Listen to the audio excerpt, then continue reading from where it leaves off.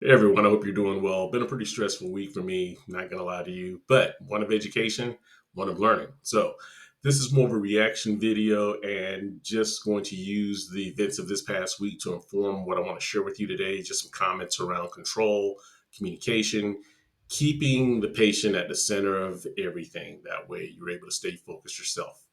All right. Hit the like button, hit subscribe, enjoy. So we all love our family members. Our family members hopefully love us. But if there are any issues, any type of conflict, anything at all, there's nothing like a crisis to bring those issues up to the surface. And the effective communication between caregivers, patients, family members, that communication loop is precious, and you got to keep it clean. So I would just strongly advise you, if you find yourself in a position where you are looking after someone, you're making decisions about their care, you guys are in conflict, take all of that and put it in the parking lot, whether they want to or not. Okay, because obviously, you want to see them get on their feet. And we talked about this before. There are people who really don't want to be in a position, whether they're the only last standing family member or not, to look after a sibling, to look after a parent. They simply aren't cut out for it. It doesn't make them bad people. It's just where they are in life.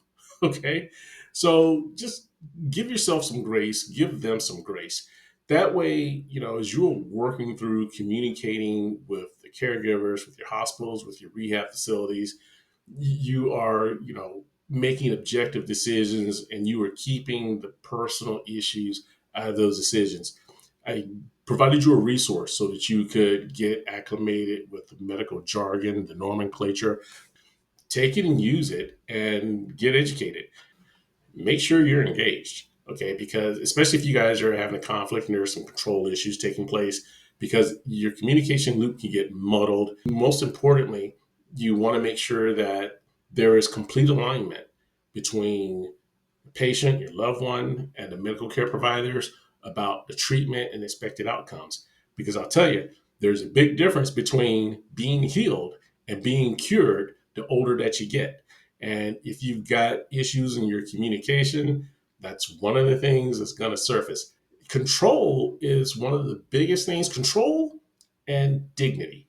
Those are two things that immediately become precious when you are in a long term care situation. Let those two points be guardrails for you as you are working with them to navigate the process in their care. So I'll close the loop on the opening by just giving an example of modal communication. Control, as I said, is one of the things that is at a premium. Now, my mom, for example, she is not completely incapacitated. She's able to make decisions. But when she makes a decision that I have to question, I am not, going behind her back to do this. And this is one thing that I think a lot of people make mistakes with when they're looking up for someone. They will have their loved one in a room or be in a room with their loved one and the doctor, and they will talk like their loved one is not in the room at all. And I'll tell you, that is a huge error because they're already feeling vulnerable.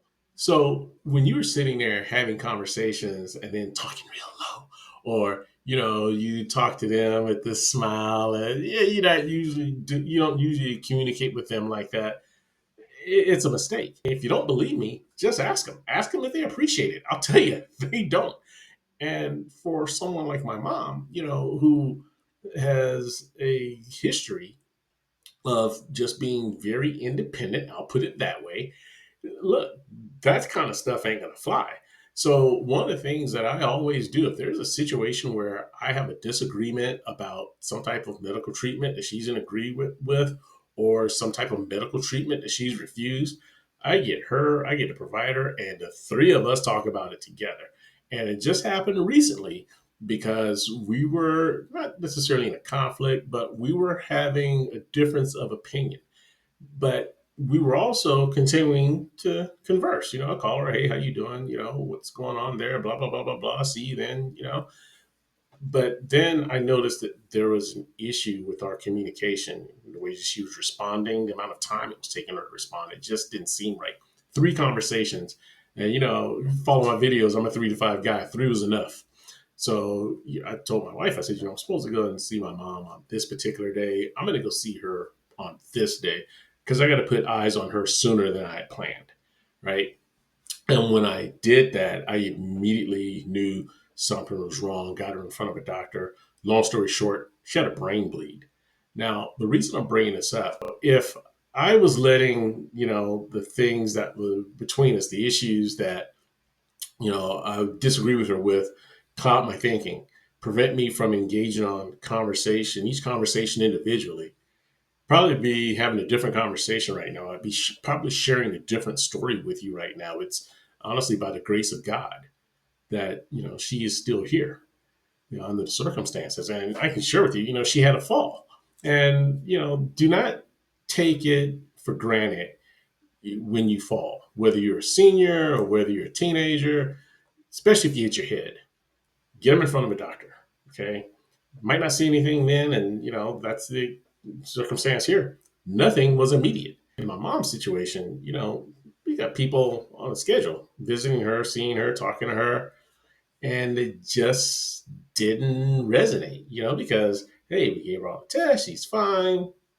For those of you who know, when I talk to you about improving my hearing, I'm not just talking about my physical hearing, I'm talking about my spiritual hearing.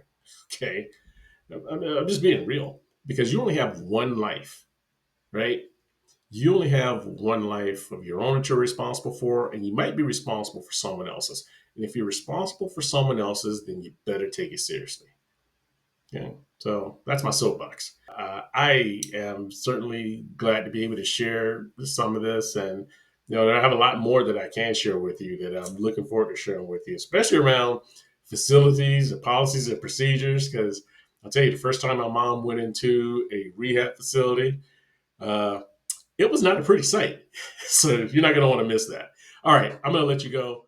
So hope you found today's video helpful, if not enlightening.